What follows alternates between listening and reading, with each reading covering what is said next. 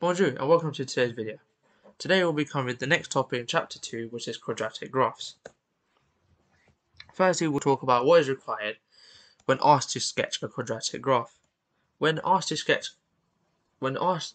sketch a quadratic graph, we care about the general shape of a graph and not the exact points.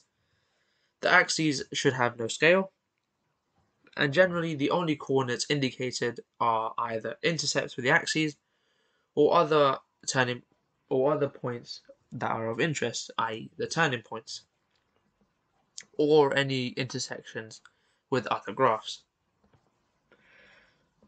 When answering questions about quadratic curves, you'll be required to figure out the roots, the turning points, the y-intercept, and when figure out expressions for curves that you are given, the general shape, whether it's a U-shape or an N-shape. In example number 1, it's asking us to sketch a graph with the equation y equals x squared minus 5x plus 4, and then to find the coordinates of the turning point. Firstly, we'll find the roots by factorizing that equation, giving us roots of x equal to 4 and x equals to 1. Plot those, then we move to the y-intercept. By inspection, this is positive 4, or we could equal x to being 0 and then plot it, sub it in to equation, and we get 4 as our answer.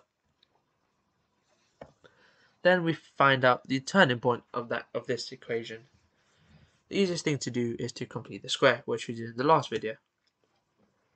And we get a turning point of negative 5 over 2 being the x coordinate and negative 9 over 4 being the y coordinate. Plotting this coordinate and then sketching this, we should get this as our curve. For example number 2, we have to sketch a graph with the equation 4x minus 2x squared minus 3, and then find the coordinates of the turning point and the equation of the line of symmetry. Firstly, as always, we find if there are any roots in this equation. I would personally reorder it and make the x squared term the first one, the x term the second one, and another term as the final one. If factorizing does not simply work, we would use the quadratic formula. However, in this case, the term inside the square root is negative, therefore it is not a real number, and therefore it does not touch the x-axis as there are no solutions. Then we move on to the y-intercept, which by inspection is negative 3, and then we move to the turning points, which can be done by completing the square, and we get a turning point of 1 minus 1. Therefore we should get the curve to be this. The line of symmetry is found where the turning point occurs, and it has usually the equation x equal to the x coordinate of the turning point, which in this case is x equals to 1. Practice these questions.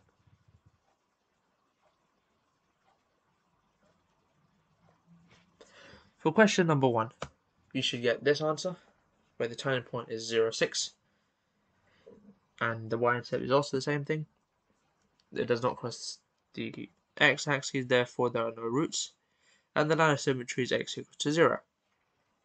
For the second one, you should get the roots being 2 and 7, the y-intercept being 0, 14, turning point being 9 over 2 and minus 25 over 4, where the line of symmetry is x equal to 9 over 2.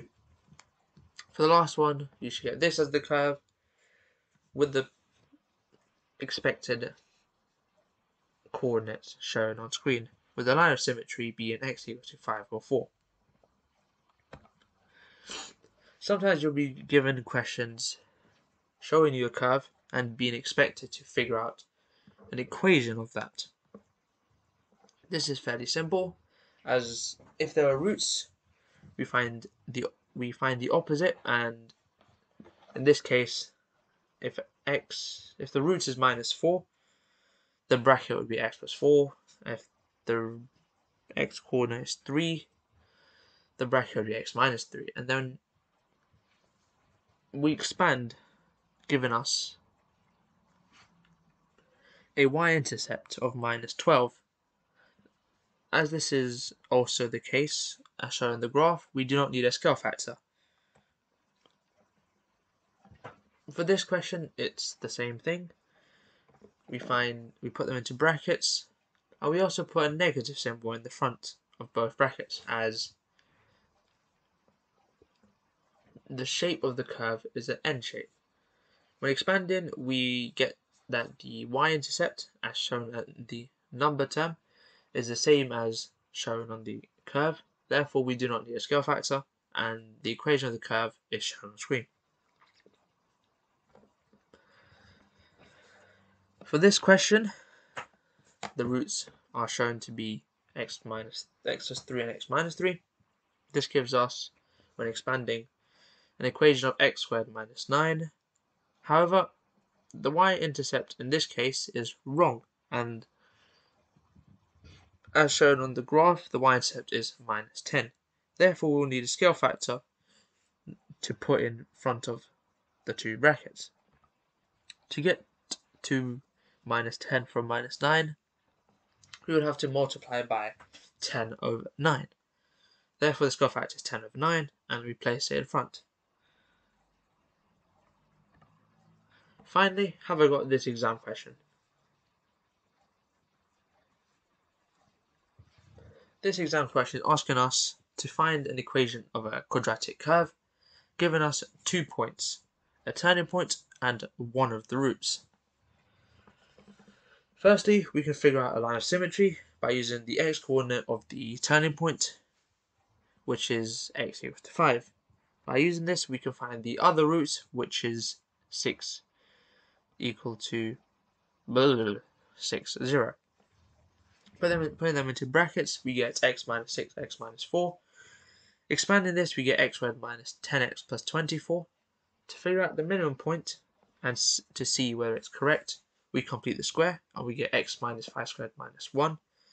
This is not correct, as the minimum point is 5 minus 3.